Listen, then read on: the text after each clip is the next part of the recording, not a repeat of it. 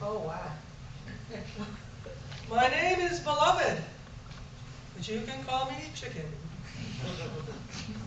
I wanted us to remember what happened last week.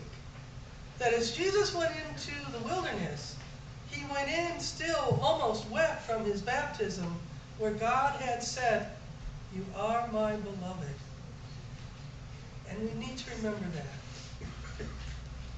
And this week, we have Jesus the chicken.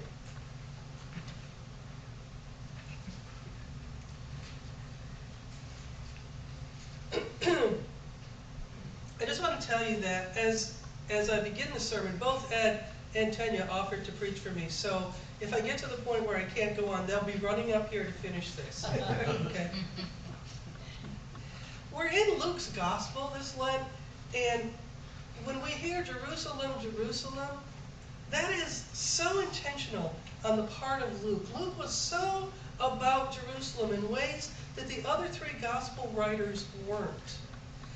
Luke begins his Gospel in Jerusalem, in the temple, and he ends it with Jesus going back to Jerusalem, where he is crucified. Luke talks about Jerusalem 90 times. The other three Gospel writers together mention Jerusalem 49 times. Does that not say Jerusalem is important to this guy? So Jerusalem is where Jesus goes. And just like Beloved last week went intentionally and faithfully and with all manner of sincerity into the wilderness as he was called. Just as intentional and faithful and sincere is Jesus as he moves into Jerusalem and what lies ahead for him there. Even though he's being warned here by the Pharisees, what will lie ahead for him? Herod's out to get you. Well, you don't tell him this from me. So we move from that notion into the way this ends with the image of Jesus, and I guess by extension God, as a mother hen. It's one of the very few images in Scripture where God is portrayed as the feminine divine. But it's such a beautiful image. Although if you think about it, when we think about mother hen today, I'm not sure that's always a positive connotation that we're thinking, right? Oh, she's just a mother hen. And when we think of chicken, what do we think of? Fried. Nice. Yep. Coward! King of cowardice! You asked for that. I think it's really interesting that Tanya's beginning her mentored pastorship here on a family dinner Sunday. Cowardly, right? You big chicken. And I told this story, it's a true story, several years ago now. So Jackie's going to need Kleenex because she always does when I tell this story. And some of us are going to remember it and some of us have never heard it before, but it's a true story. And it's about Liza the bantam hen. And Liza was on this chicken farm. And a Japanese bantam hen is about half the size of the rest of the hens.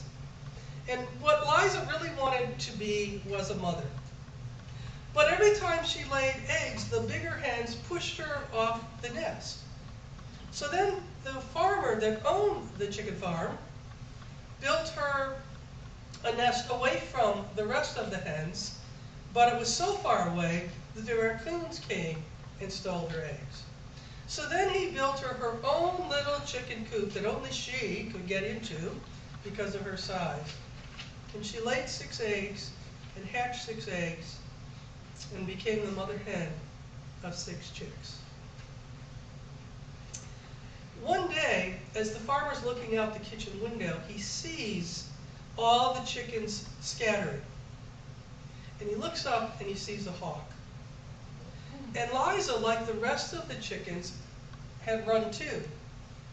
Then she realized that her chicks were still out in the yard scratching for seed and the bugs that she had taught them to scratch for. So she ran back to her chicks. And she spread her wings and gathered them inside her wings and bared her vulnerable breast to the hawk. The hawk attacked her,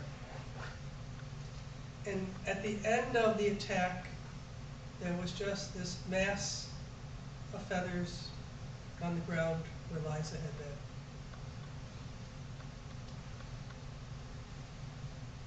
Slowly, out from under the hen's wings came the 6 chicks that had been spared.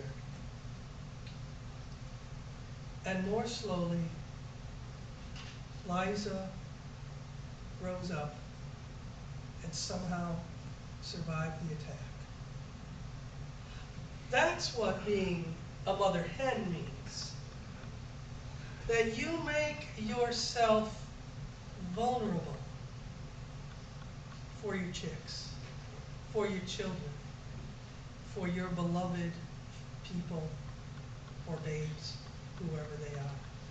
That's what this passage is about. That Jesus is saying, Jerusalem, Jerusalem, how I wished you would come let me be your mother hen. How I wish you would come to me. But you know what?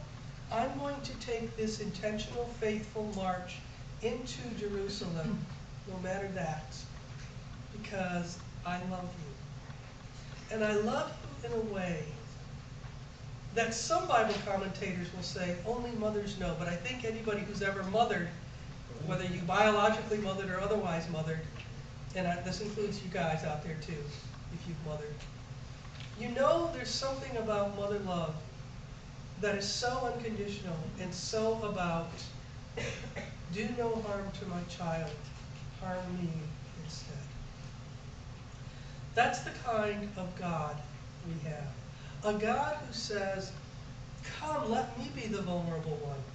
Let me be the one attacked. Because it's about you being protected. Why?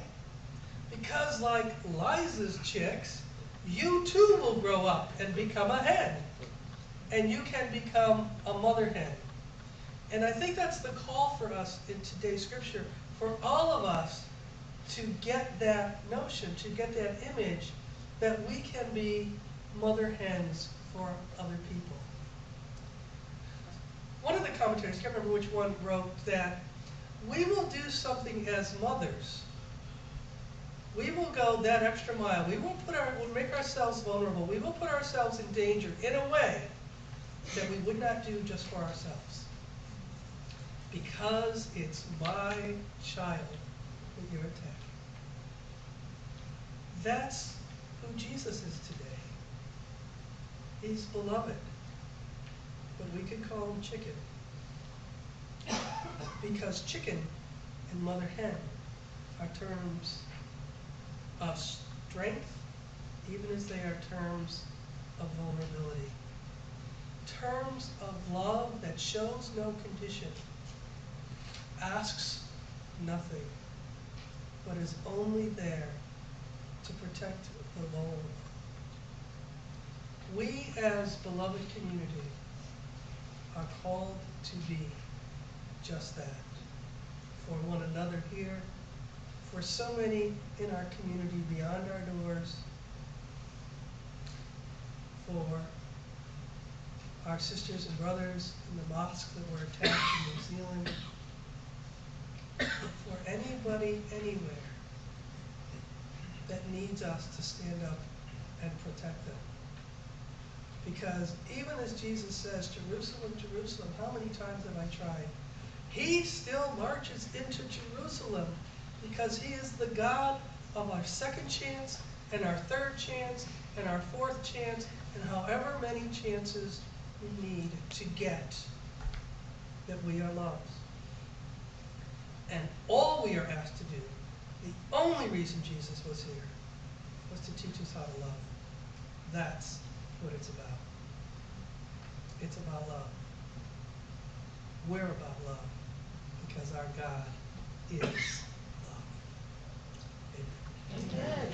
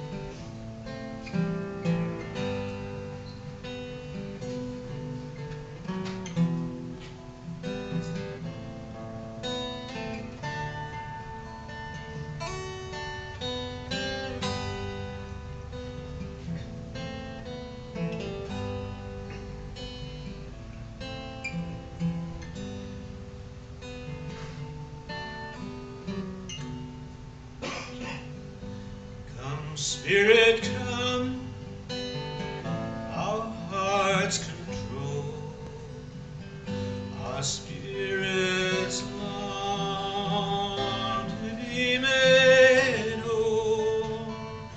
Let inward love guide every deed. By this we worship and are free. Let inward love guide every deed. By this we worship and are